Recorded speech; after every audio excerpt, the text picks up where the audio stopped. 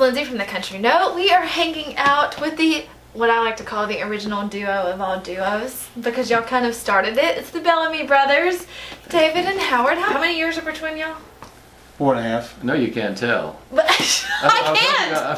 I hope you want to ask who's the oldest. I won't do that. So you grew up in Florida. We did. Yeah. On a farm? Yeah. On a ranch? On a ranch. Cattle ranch. Farm ranch. I don't. When I think of Florida, I don't think of ranches. I know. The one reason we're doing it's in the book, of course, but we're doing our TV show. We're going to solve that problem to let people know there's a lot of cattle and ranches in Florida. About the TV show, it's premiering April the 8th on the Cowboy Channel, Honky Tonk Ranch. Right. So it's basically cameras are following you and your family around. You're hanging out, like you have animals. What is it like to be on the ranch? Oh, it's a little bit of everything. You know, we're planning tours. We're in the studio recording. We have a studio there. Yeah, it's on the ranch as well. This Yeah. recording studio. And It's all right there. Yeah. we're working cattle. And When you say working cattle, I don't know anything about cows or like what does that mean? well, we're going to teach you. Okay. There we go. I might have to come down to this ranch. I can I'm gonna tell have to you. go to school. I can tell you in the first episode that Howard calls my wife and her friend and asks them to go measure a bull scrotum. I can give you that much information, but that's all I can tell you. And Wow. they went for it. They went for it, yeah. Wow. All right. Now I know what happens on the ranch. But That's not what always happens No. on the ranch. there's always, cattle to work. Anytime you got, herd of cattle and, horses and live animals, and we've always grown up with that. We've always lived around it, so it's a normal thing to us. Somebody yell. We'll be in the studio working. Somebody yell, "Hey, the cows are out!" If the studio stops, everybody goes and puts the cows in. You have chickens and horses. Yeah. And like. Yeah. There's actually a cow mooing on one of our records that we didn't realize until it was already mixed, and later on we heard it. Was it Sugar Daddy? I think it was Sugar I think Daddy. Daddy. Yeah, we had weaned some of the babies off their mothers, and for like 3 days they stress out and moo a lot because the babies are not. And one of them got on the recording that we were doing down there at the time, and through the mix we didn't really hear it. It sounded like it was in key at least. But later on we started in, what is that? So yeah. Now, when you're not on the ranch and you're not working on tour schedules or recording, y'all are out on the road a lot. Like, y'all are still doing a lot of dates a year, and I know that y'all travel not just in the U.S., but you kind of go all over the place, like all kinds of countries and islands and... Yeah. 72 countries to be exact over the years. Yeah. Now, when y'all first started, was that something that you knew that you wanted to do was travel, or just kind of progress naturally, or? Well, one of the things that happened, we always wanted to travel, and I think seeing the world was part of our plan, but one of the things that happened was our first record was a really, really huge world pop hit everywhere. You couldn't go anywhere without hearing it. So that really spun us into doing all of these things, and we tried to keep up with it. We were crazy enough to where let's go to Shanghai, let's go to, we went everywhere that record was out, and it established kind of a base for us in a lot of those countries, and we started going back. Like, we would go to Europe. We went to Europe so much it was like home to us. And so I could give you directions in Munich, Germany. I could give probably better than the locals. But it's just we end up spending so much time there, and lived around a lot of these cultures, and then we started going places like India and South Africa and all those. Sri Lanka. Yeah.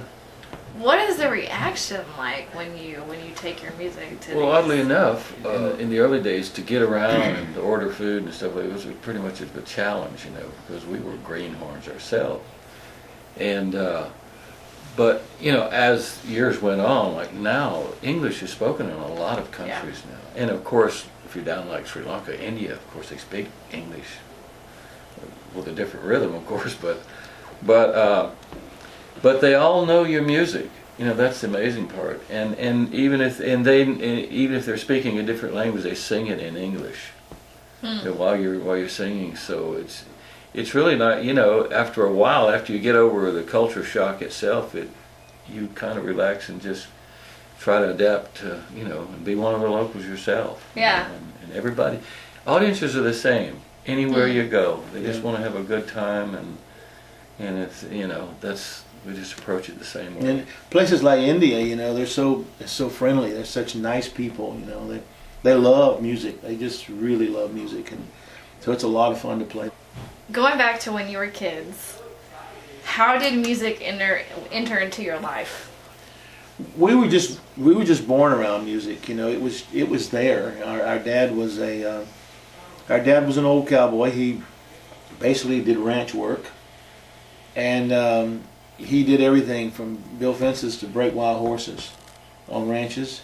And they played music and drank moonshine on Saturday night. Sunday morning we got up and went to church, sang gospel songs. And that's pretty much how we grew up. Moved to L.A. oddly enough. Yeah, Love Flow was recorded in Los Angeles. Okay. Because the West Coast scene was really big at that time. Yeah. That's where a lot of the great musicians were. I mean, Went straight off the ranch into the middle of Hollywood and lived there for 5 years. Like everybody's favorite song, Let Your Love Flow.